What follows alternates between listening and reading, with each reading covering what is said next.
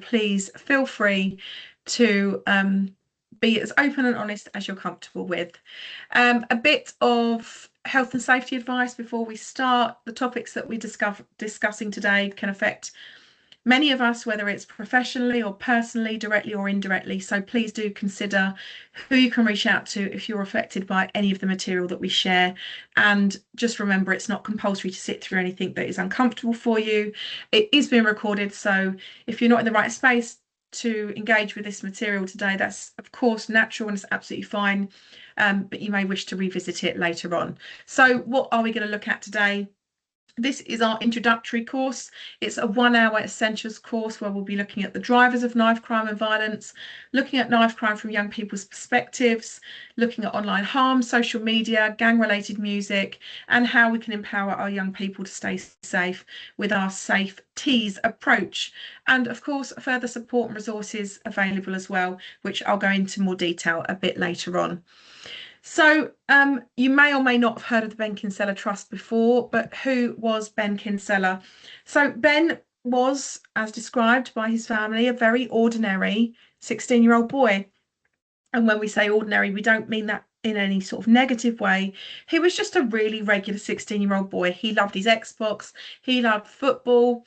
He's a massive Arsenal fan, as you can see there. He was really popular with his friends. He was a bit of a joker. You can see in some of the pictures he's in fancy dress or he's pulling funny faces.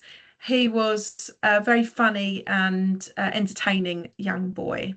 He had 3 sisters. His dad is a black cab driver. His mum, she used to work in admin. Really ordinary. Ben was doing his GCSEs leading up to the time of his death. He was murdered in 2008, and he was out celebrating the end of his GCSEs on the 28th of June 2008 with his friends. They went to a local venue. Ben's mum, Debbie, his dad George, his sister Georgia were away for the weekend. So Ben was under the care of his sister Brooke Kinsella, who at this time was in her 20s, along with his older sister Jade as well. So he'd finished his GCSEs that week, and he and his friends went out to a local music venue to celebrate. Whilst they were there was an altercation between 2 older sets of teenagers, and those older sets of teenagers were ejected from the venue. Ben and his friends stayed at the venue. Later that night, they were walking home, and as they were walking home, they realised they were being followed by the 3 older teenagers who had been kicked out of the venue. Ben and his friends started to run, and they were being chased by these 3 older teenagers. For whatever reason, we'll never know, Ben stopped running. Perhaps he thought, I don't know these people, I've not done anything wrong. Or perhaps he ran out of breath. Unlikely. He's a 16-year-old boy that played football all the time. But these 3 older teenagers were out for revenge, and they believed that Ben and his friends were responsible for having them kicked out of a venue. And they took it upon themselves to arm themselves with a knife and seek revenge. They caught up with Ben and they stabbed him 11 times in 5 seconds. Now, at that time, there had been an unprecedented amount of young people murdered through violence in 2008. Ben was the 17th child to be murdered. And I remember it really well when it happened. I was on maternity leave myself with my eldest child, who's now 18. And I remember watching this unfold on the news, looking at the People's March down the street with the big banners saying, "Why Ben?" thinking, what on earth have I brought my child into? This is scary. So in 2008, Ben's sister Brooke Kinsella set up the Ben Kinsella Trust because she couldn't bear that another family could go through the pain that her family went through and still do go through to this day, of course. So what do? We prevent knife crime through education and campaigning. We run workshops for young people in our exhibition spaces. We've got tons of resources on our website, benkinsella.org.uk, and we educate any adult that supports a young person, whether it's parents and carers, youth workers, police, social workers, teachers, etc. We believe that everyone has a right to have this information in order to keep young people safe. So I come into it as the training manager. I've been working with the trust for about 4 years now. Prior to that, I worked for Mind Charity, and before that, I was a police officer for 20 years. My last posting was within a gangs unit, so supporting families who had been bereaved, who had their children's exploited, groomed, intimidated, kidnapped, tortured, etc. Every family's worst nightmare. So I deliver this training session from lots of different perspectives, as a mother, as a frontline practitioner, and most than anything is the support that we give families who have been bereaved and who have been affected by knife crime, to be a conduit for those families and their stories as well, to share that with you. These are some of the local news stories that you may be familiar with. You know, Ben's murder was 18 years ago nearly, and these are the stories that we're seeing locally in the last 6 months to a year. This is just around the Humberside, but of course, if you were to have a look at news stories from around the UK, you would see that actually it's really reflective of everywhere. But we, of course, know that these are not the only stresses, the only pressures for young people is not knife crime, thankfully. It's not county lines, it's not drugs, it's not gangs. There are so many different pressures for young people. And we won't go into all of those in massive detail now, because we know that there are so many different aspects that affect young people differently, depending on their identity, who they are, what their background is, their heritage, and how unique every young person is because of that mixture of those identities. And that intersectionality of our identities can really create unique experiences, particularly when it comes to accessing resources in the community, so the infrastructure of the community, whether it's education, career opportunities, just general interactions, and also feelings of safety. Because how safe we feel really depends on many things, but our identity plays a massive part of that. So we know that young people are worried about violence. We know young people are worried about their safety and knife crime as well. But what is knife crime? Now, I'm not going to go into the ins and outs of this, of course. There is not a single statute that governs knife crime as a definition or through laws and legal guidance. Knife crime ultimately refers to any criminal offence involving a knife or bladed or pointed article.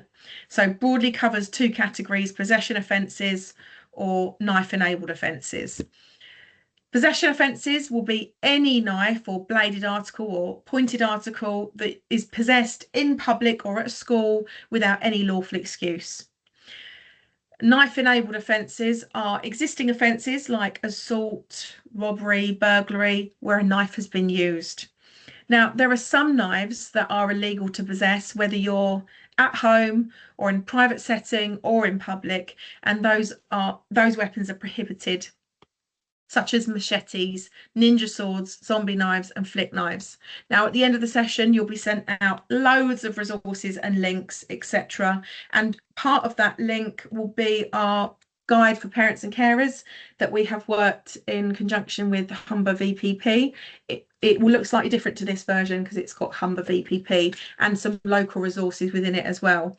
But if you want to find out more about what knives are prohibited, what knives you're not allowed to possess wherever you are, if you have a look on it'll be on page 4, you'll see there's a little QR code that will take you through to the relevant website for that. Okay, let's have a look at some local knife crime statistics. If we consider that these are the police forces who have submitted their figures since 2024. So out of 41 police services who did surrender their figures for knife crime statistics to the Office of National Statistics, we can see that Humberside comes in at number 8 out of the top 10 areas, districts affected by knife crime. You can see some other police forces that you might recognise a bit clearer. Met Police, obviously, it's the capital. It's a greatest population, high crime rates across the different themes.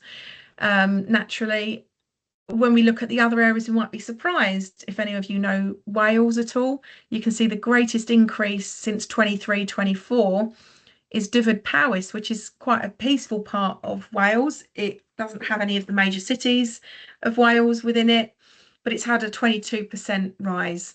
And when we look at statistics like this, we might be terrified or think, oh, wow, we're at number 8, or why is Wales had a sudden rise?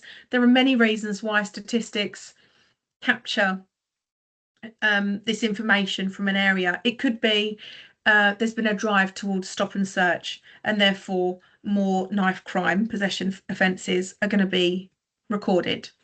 It could be that actually something good is happening. We are detecting more crime in an area. We're able to find people who might be purchasing knives or possessing knives that are illegal, etc. It could be a result of a certain police area doing much more than other areas. So it's always important to take statistics with a pinch of salt. Nationally, knife crime has increased by over 80% in the last 10 years. Now, the headlines that we see often include young people, young victims, young perpetrators, sometimes both.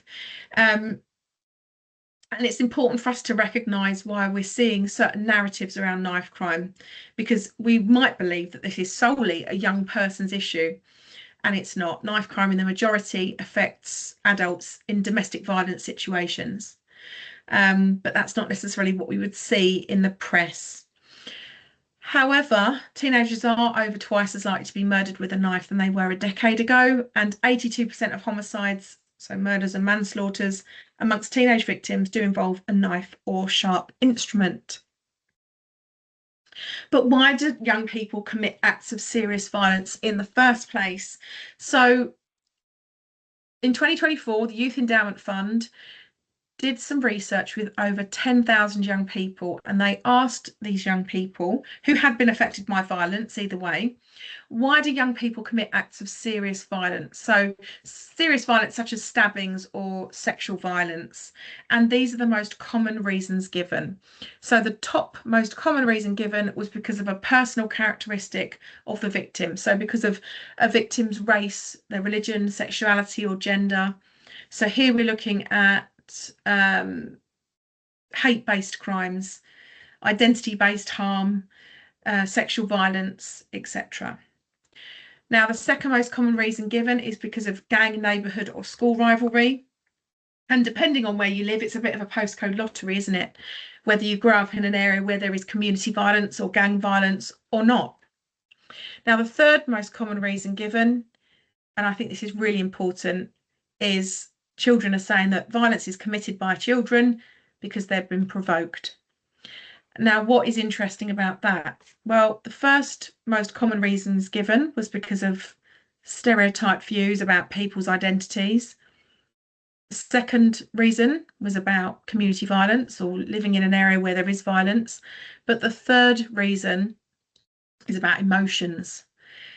Being provoked. We all have the ability to be provoked, to feel a really strong emotion. You know, we might be hurt, betrayed, lied to, and we might feel a really strong, intense emotion. We may want to react straight away in anger, in haste, etc. But as adults, we're able to, not always, of course, in the most part, slow things down and take a step back and take a breath. But for so many young people, particularly young people where there are other adversities in their childhoods, they haven't got a caregiver who is able to role model regulation. They aren't able to role model, this is what we do to bring ourselves down when we've been hurt or upset. This is how we stay safe. This is how we take a step back and take a breath. And we'll look more at that towards the end of the session as well. So we might understand, you know, the three most common reasons given. These are not an exclusive list. There's many more, such as they had something that I wanted. So here we're looking at street robbery. So it's really worth having a look at that report, which I will send you the link to as well. So we might understand the reasons why young people commit acts of very serious violence, but why are knives being used? And that's really important to consider. It's not just because they are easy to conceal, easy to hide, easy to get rid of, cheap, all of those things. There has to be a motivation. Let me just bring this up at the same time. The motivation is either to carry for offensive purposes, because you are going to hurt someone, you're going to intimidate someone, or you're being forced to carry it for offensive purposes, or for defensive purposes to protect yourself because you've been targeted, you've been threatened. It could be to increase flex, clout, because having a big knife, a large, intimidating, scary knife, in some circumstances can make young people feel that they are bigger, they're safer, they're intimidating. It can be, and this is what we hear in the majority of cases from young people, that they're going to carry a knife just in case. Just in case. Just in case what? Just in case something happens, just in case someone else is carrying a knife, just in case someone starts moving towards me. Some young people have a harmful belief system that carrying a knife keeps them safe, and it doesn't. You are less safe if you carry a knife. If you remember nothing else from this session, please remember this. You are less safe if you carry a knife. Why? Well, firstly, you're more likely to be injured with your own knife, whether accidentally or whether someone else is grabbing it from you and using it against you. You're also less safe if you carry a knife, because some people who carry knives, carry weapons, have a sense of false bravery. So they go towards the problem, towards the issue, because they're carrying their knife.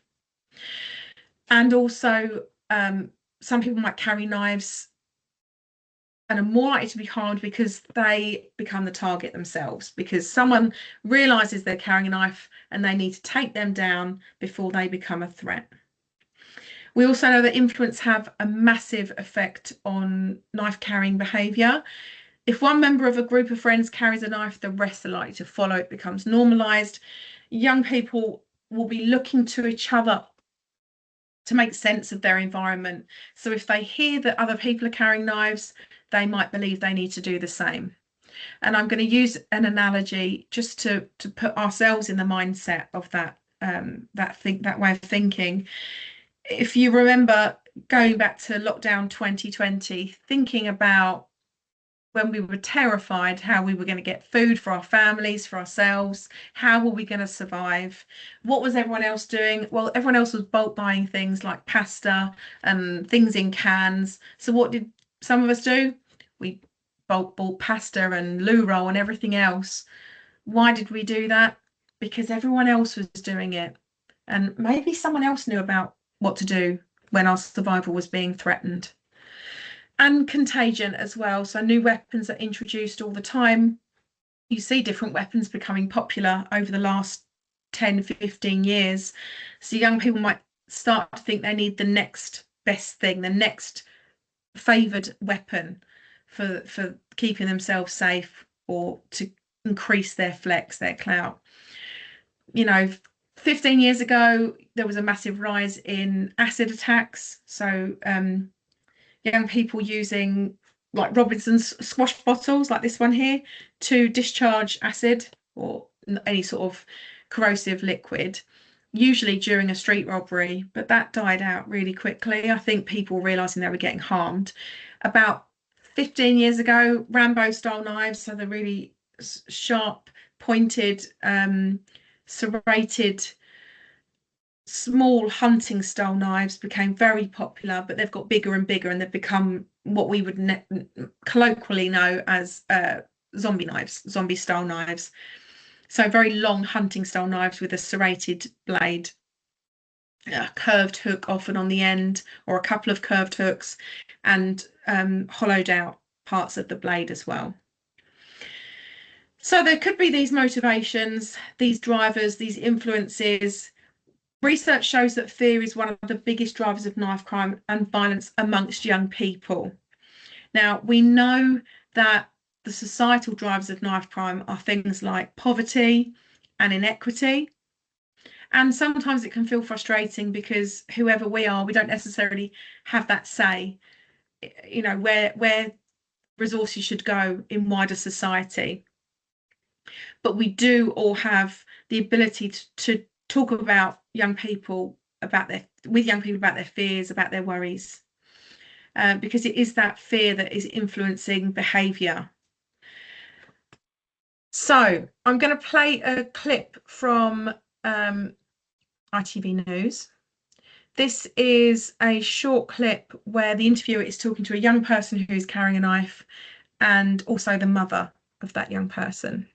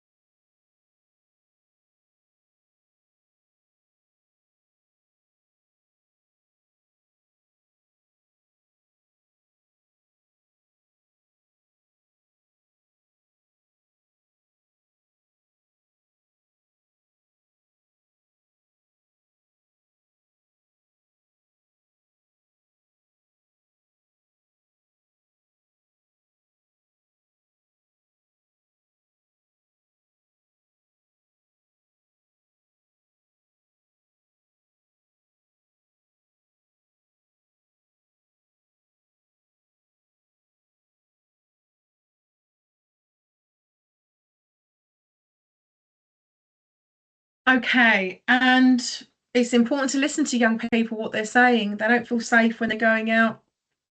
Some of the studies that we've done ourselves, we conduct surveys with young people that come to our workshops before and after the session, and the percentage of young people who don't feel safe in their local area or going to school or walking around in their local communities is phenomenal. BBC Bite Size did some similar research with young people a couple of years ago and found that 1 in 3 young people do not feel safe when walking around their area. So we can all try and make that approach where we can help reduce fear for young people. But how do we do that? It's not simply about telling young people, do you know, everything's fine. It's not really a problem, because what that can do is it can dull their senses, their instinct that actually, no, something doesn't feel right, something isn't okay. So it's best that we explore safety from their perspective rather than solely our own. Okay, let's look at social media. We all know that we're all using our devices more than ever before, and young people certainly who have only grown up in an environment where there are social media platforms don't know life without it. YouTube, TikTok, Snapchat are the most favoured social media platforms for young people. The algorithms on social media platforms determine what material is directed towards users based on their demographics, so gender, location, age, and also user interaction. So, as an example, for myself, I'm a middle-aged woman. So the things that I am directed on Instagram, for example, are around the menopause, collagen supplements, and sausage dogs. Sausage dogs is my fault. And as you can see on your screen, you've got 2 little sausage dogs, Sunny and Cooper. They're my own sausage dogs. And because I look at sausage dogs longer than anything else on social media, the algorithms recognize it and they send me more and more sausage dogs. Aha, this is what keeps her online. She loves sausage dogs, give her more. Because when I stay online, that's what makes money for the platforms. In fact, I saw something the other day that I thought was incredibly dystopian, really. If you are a YouTube viewer You've got people who are using YouTube platforms to market whatever their business is. So the marketers are paying YouTube to show their adverts. And then you've got people who might use, premium services on YouTube where they don't want the ads, they don't want the breaks, that are paying YouTube not to see the adverts. YouTube's winning, all of these platforms are winning from us in one way or another. Now, let's just think about sausage dogs again very briefly. If I didn't have a balanced sense of reality, I might think that sausage dogs were the only dogs available, which of course they're not, thankfully. If anyone's got a sausage, they will realise how annoying they are, in a lovely way. Let's apply this analogy to young people and what they might be viewing. They're not going to necessarily be looking at sausage dogs. They might be looking at material that depicts a lifestyle that is so skewed from reality, such as violence or harmful content that implies normality. You've only got to consider the documentary that Louis Theroux's just made about the manosphere, the toxic masculinity culture, to realize that a lot of our young people are being raised by these algorithms. They're not simple creatures that are just being given a platform. They can search whatever they want. They're being fed material. It's all about making money. It's not about well-being for any of us. But how does this interplay with violence in the real world? The Youth Endowment Fund report that I spoke to you about at the start of the session found that 70% of young people had encountered real-world violence online in the past 12 months. And 80% of those teenagers who saw that violent content online felt less safe in their local communities because of it. So regardless of where that real-world violence took place, they felt less safe in their local communities. Now, the real tangible consequences are this. 68% are less likely to venture outside. So where does that put young people? Back in their rooms, back on their devices. 39% stated it made them more likely to carry a weapon themselves. So because of this, because of seeing something online, they felt more inclined to carry that weapon themselves. And 64% of teenagers who perpetrated violence said that social media played a role in their behaviour, such as online arguments and the escalation of existing conflicts. And that's something we really should be mindful of. Now, sadly, we only have an hour session today, so I'm going to direct you towards another resource of ours so we can really understand how something very small, often that we would see as negligible, happening online that resulted in a young person losing their life.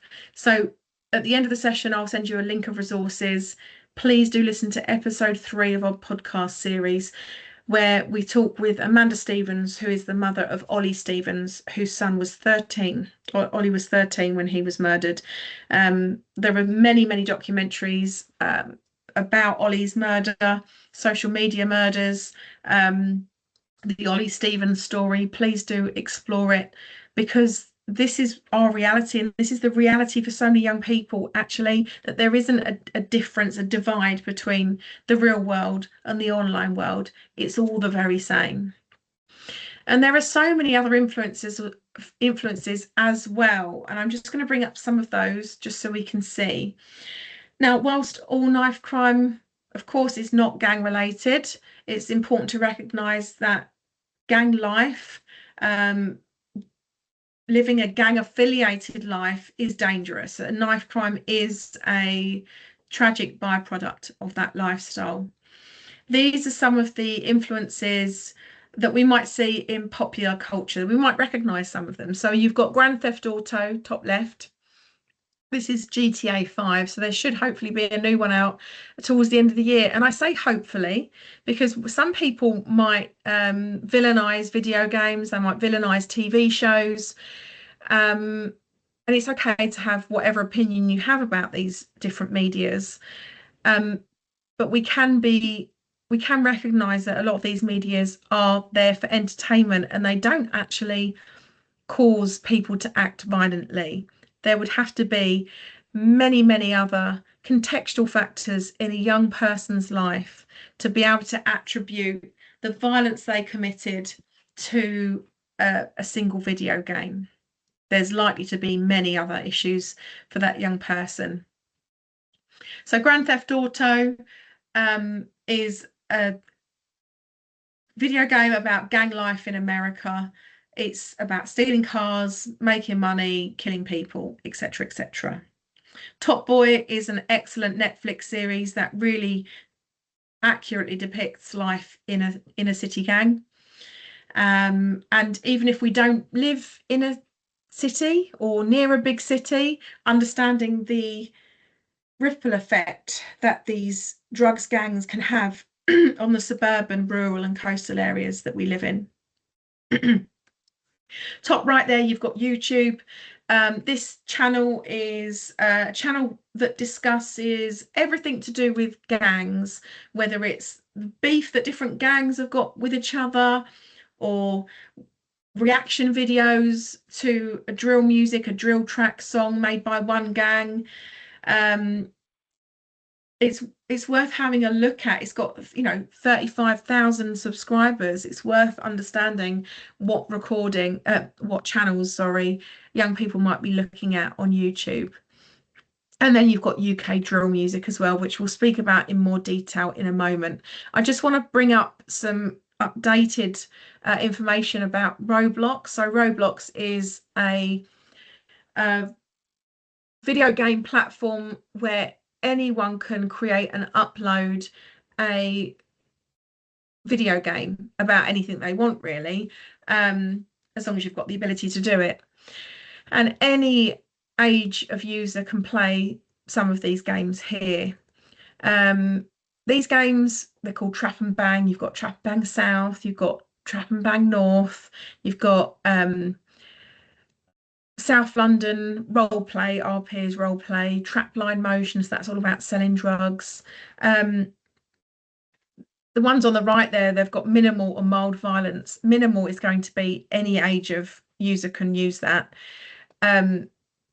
Whereas you look at Trap and Bang North and South, it's got moderate violence, but still moderate violence. Anyone above the age of 9 can play that.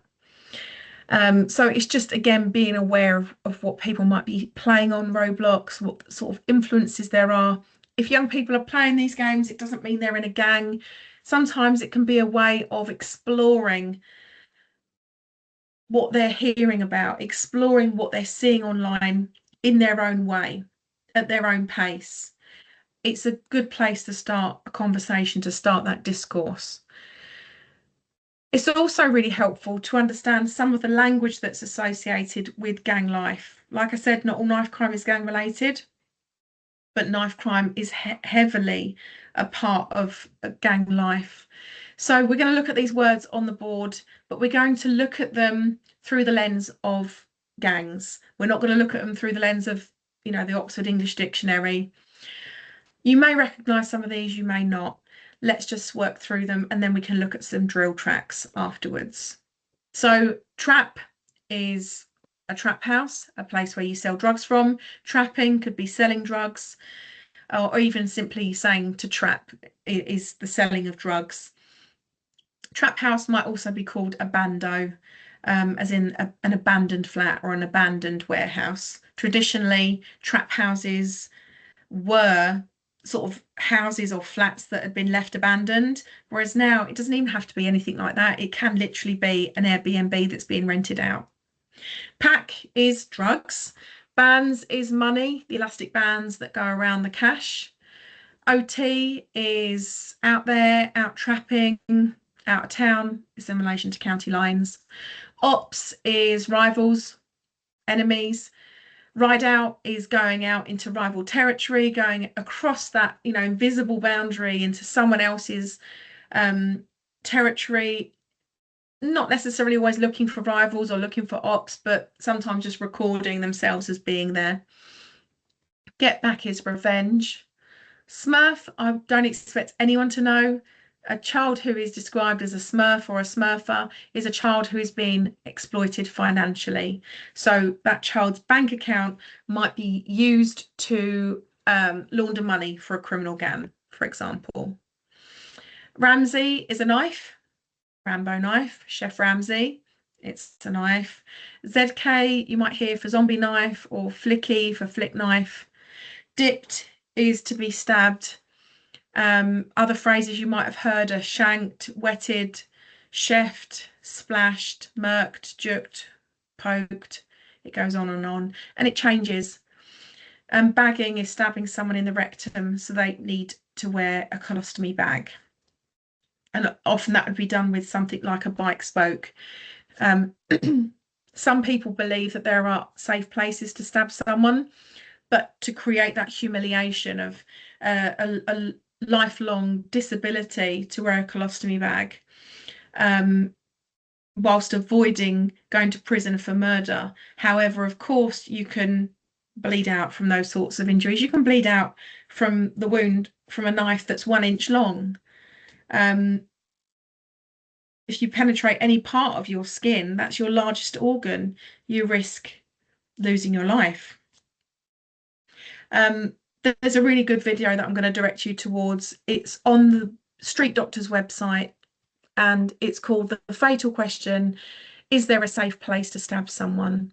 And it's an emotional watch, but it's really worth watching. And again, it's good to show to older young people, so older teens, and have that conversation, because that, again, that harmful narrative is held by some people that there are safe places to stab someone, and there isn't. Okay, let's look at drill music. So drill music is something that you may have heard of before.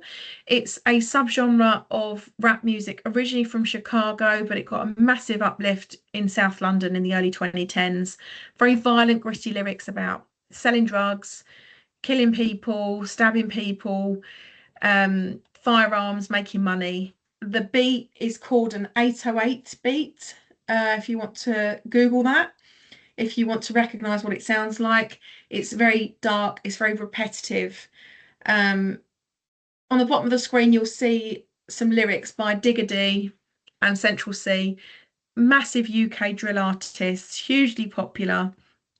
You've only got to go onto Apple Music or Spotify, type in UK drill or just drill, and you'll see how popular it is. You know, millions of streams.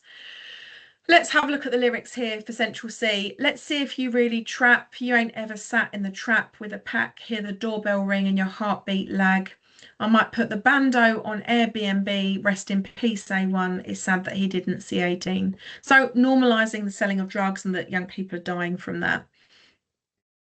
Digger D, I don't need to explain these lyrics at all. Blood on my Rambo, blood on my kitchen, blood on my cutlass, blood on my flick tin. I had his flesh on my knife when I dipped him, swung at his face and ripped it. So it's very natural that we will have really different views about this genre of music.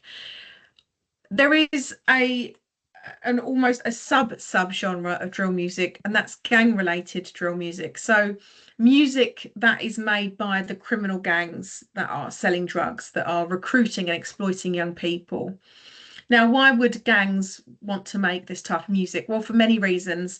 Firstly, it is a way of diversifying their income. If they get enough subscribers to their channel on YouTube, for example, or enough streams, enough downloads, then they'll be making that money.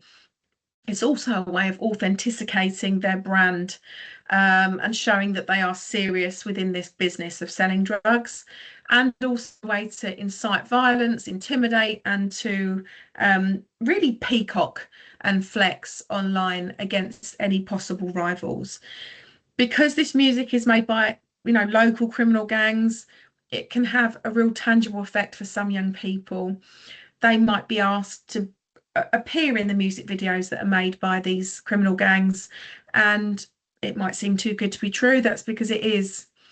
But they might appear in the background of the music video, face uncovered, not realizing that as soon as they appear on that video, or they inherit all of the gangs issues that they have with their local rivals as well. So again, let's talk to young people about drill music, what it means to them, what the lyrics mean to them, because some young people might just like the sound of it. And it's important just to bear in mind what music we might have been listening to in our own teenage years, and you revisit it now and you think, what was I singing in front of my mum? And that music and TV shows and gaming, all of that can be entertainment as well. Um, but there's a real difference between generalized drill music and gang related drill music. Gang related drill music, people are losing their lives because of this. We know that young people, in the links that I send you after this session, there's a documentary about a boy that was murdered in Nottingham. It's really worth watching, to see how that plays out through these different drill music videos. But it's a good place to start with young people, talking about the different medias that they're interacting with or that they're seeing online, because it will give us a perspective of where they are on this sort of spectrum, if you like, of involvement or being affected by knife crime or gangs. It can be hard to know how to keep young people safe, especially because it seems so different to the world that, we may have grown up in or we understood when we were teenagers. We're not here to tell young people what to do. We know that will have the opposite effect, but we do listen, we guide, we empower them to make positive choices around safety. And we can do this by encouraging young people to consider 3 things. We call these the safeties. Safety? Safeties. I know, it's cheesy. Sorry, guys. Safeties are trust instincts, take a breath, and talk to a trusted adult. So trust instincts.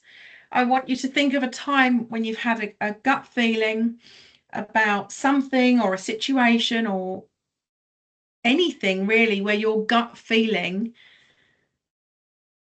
that someone wasn't right for you, but that gut feeling was wrong. Not a cognitive thought, a gut feeling. And I'm going to make a massive general assumption here that your gut feelings have never been wrong and they never will. There's a real powerful communication system between our guts and our brain and vice versa. And when we're in a situation that threatens our survival, our gut will send messages to our brain. And those sensations that go alongside those messaging might feel like a stomach churn or a knot or butterflies, or we might even have sensations we can't really describe. By the time that message gets to our brain starts to override it. Oh, you're being an idiot. You're making a big drama out of things as usual.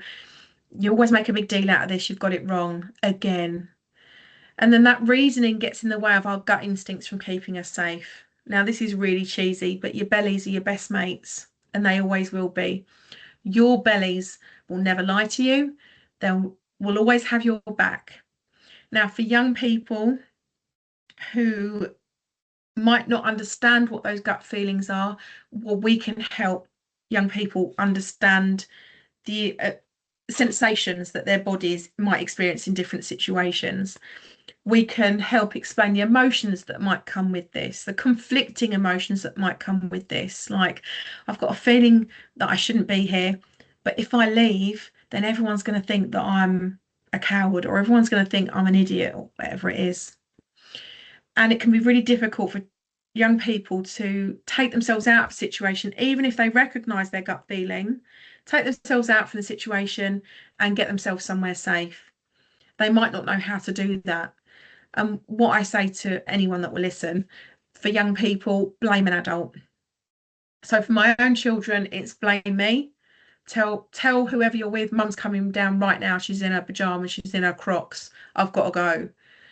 If it's a young person that's got a youth worker or youth justice worker, I've got an appointment. I can't miss it. If I miss this appointment, then they're going to come down and start seeing me with you guys. Just blame an adult and get yourself out of a situation. Get yourself to somewhere safe. Now, for young people, again, there's a bit of a caveat for young people who have been abused, whether it's in childhood sexually or physically, where that abuse has taken place by a carer or someone in a position of authority. That child may have even more difficulty in recognizing what their instincts are, because they may have been trained to not believe their instincts about a situation, about something that was being done to them. So there's just a bit of an extra caveat with that. We can help young people increase their understanding of their body and their survival system within their body. Something else we can do, which is a really powerful step in reducing conflict, managing that escalation, is taking a breath. If someone's been triggered or provoked by something, an action, whether it's being humiliated by a peer or being sent a message, they're likely to be operating from their survival brain. And whilst we're in this area, we can't access our thinking brain, which helps with decision making, problem solving, and of course, understanding consequences. So what can we do to get ourselves out of the survival brain and into the thinking brain? Taking a breath. And I know it sounds really simplistic, but it's so powerful. Breathing is the only autonomic system in our body that we control by thinking alone. Taking one deep breath slows down time, physically stops time. When we take a breath, it slows the heart rate, it calms the nervous system, which is linked, is attached to our survival brain. And then we can move up through into the emotional brain. It's in the middle of the part of our brain. This is where we feel emotions. Okay, recognizing what emotions am I feeling right now? Why? You got to name them to tame them. And then you can access getting into the top part of your brain, which is where we think. Consider consequences, make positive choices that have better outcomes, of course. There's a real difference between conflict or an event, receiving a message, and reacting automatically, and those outcomes, compared to conflict, an event, receiving a message, and taking a breath, recognizing that you're angry, that you feel cross, you're humiliated. But what happens if I react straight away? That's no good for me. I'll end up having a fight or an argument. And then eventually that person might still want to respond, but in a calm way, or not respond at all because time has passed. Now, for lots of young people as well, they might be worried about stepping back from a situation because they don't want to be seen as a coward or they're backing down. They might be worried that everyone's going to think something about them and that will stay with them forever. And again, speaking to young people about it will be old news next week. We want you safe. We care about you. Leave that situation. They'll move on. They'll talk about something else in a week's time. The best thing you can do if someone pulls out a knife or someone's having that conflict with you is run. That's the safest thing you can do, is run and get help. Now, most young people understand how to manage those escalations, but sometimes they need extra support. In fact, we all do. It doesn't matter what age we are. We can all go through really difficult parts of our life where we want to speak to our friends about that challenging situation. Not because we want our friends to tell us what to do, because no one wants that, but often to just be a sounding board so that we can actually work out logically what we need to do to get through this difficult situation. Young people are more likely to come to us as adults if we treat them as equals, if we're respectful, if we're not judgmental at all. They want to make choices for themselves. They want to be independent, and we can help them feel better equipped to handle those situations for themselves. It's not about us absolving any responsibility we have for their safeguarding or their care, but it's really about teaching young people to better trust their instincts, staying true to what they believe is the right way to behave, and to stay out of harm's way. It's about fostering a sense of agency and empowering them skills with young people, while also helping them understand who else is there to help them. Now, young people might be worried about speaking to us because they don't want to be called a snitch. And there is a real difference between, what snitching behaviour is and what sharing information is. Speaking out is being an active bystander. Speaking out is helping your community, your friends, your family stay safe. Snitching is often seen as done for negative reasons with negative outcomes. We can help young people feel detached from information that they might have It could be they know someone's carrying a knife, or they know someone is threatening to do something to someone, but actually they don't want to tell a teacher or a youth worker because, oh, then it's going to get written down on a report and it's going to come back to me. But we can help young people feel detached from that situation. It's not about them, it's about information that they've got that could save someone's life or prevent harm. So we can help young people feel safe when sharing information. You might have heard of fearless.org before. Fearless is a charity, it's a branch of Crime Stoppers, and it's a conduit from the public who have information and police forces. So Fearless is a reporting system. It's also a magnificent website with loads of resources on it. You can order posters and all sorts if you want to put them up around your setting.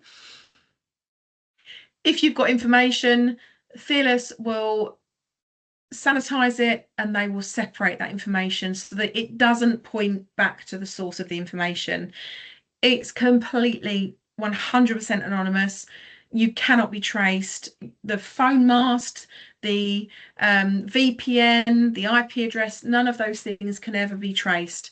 And you can safely report information and also help young people feel empowered that actually they can do something to keep their communities safer. And what does that do? That helps reduce fear. And we know that fear is a massive driver of violence amongst young people. Now, these are some of the resources that I said I would share with you, and I will share these and much, much more as well. We've got our podcast series, which I've mentioned before. We've got 5 episodes on there at the minute. Episode 3 is the one that I mentioned. And we've got our Helping Our Children Stay Safe, a guide to knife crime and safety for parents and carers, which has got local resources in it as well. And also do check out our social media pages and our website if you want any more information. Further help resources that we recommend are all of these things here. You will get a copy of the slides so you can explore them in more detail. But some of the ones that I would sort of grab off the screen there would be the Iverson Trust, which is an amazing organisation that supports families whose children are being exploited or at risk of exploitation. Smartphone Free Childhood, how we can reduce screen times for young people. Let's Be Blunt campaign, which is a phenomenal campaign about removing all the pointed end knives from our homes, from our schools, from our community rooms, and replacing them with blunted end knives, and why we should do that. The research is all on that website there. And much, much more, of course. And of course, you've got the Humber VPP website, which again is a great sort of one-stop shop for local resources. And I know that there's lots of updates that will be coming on to that website very, very soon. We have now reached the end of our session. Thank you so much for giving up your lunch to learn a little bit about what we do at the Trust and also how we can help young people stay safe. If you want to stay in touch, I'm going to put my email address in the chat. Oh, I can't do that. But what I'll do, I've just seen the chat functions turned up. What I will do is I will send it across with all the links and resources, and that will be sent out to you. So if you do want to get in touch or stay in touch, you absolutely can. And that brings us to the end of the session. Thank you, everyone. If you want to scan that QR code, it will take you through to the post-session anonymous survey, where you can write your thoughts and feelings about how that session was. Thank you very much, everyone. Thank you for paying attention and for being here. You're all going to make a massive difference to young people's lives, and that is phenomenal. Thank you so much.